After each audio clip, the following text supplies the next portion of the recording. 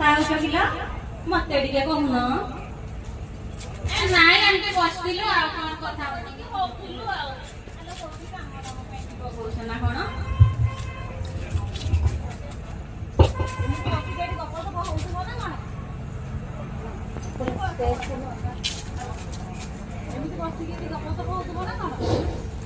ଆଲୋ କଣ ଗପ ସପ ହଉଛୁ ଦୁଃଖ ସୁଖ ହଉଛୁ ଗରିବ ଲୋକ କୋଉଠି କାମ କରିଯିବୁ ବୋଲି କଥା ହଉଛୁ ଆଉ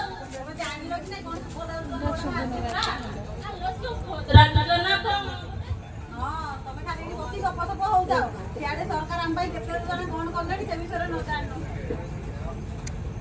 ଆଲୋ ସୁଭଦ୍ରା ଯୋଜନା ସେଟା ବୁଲି କଣ?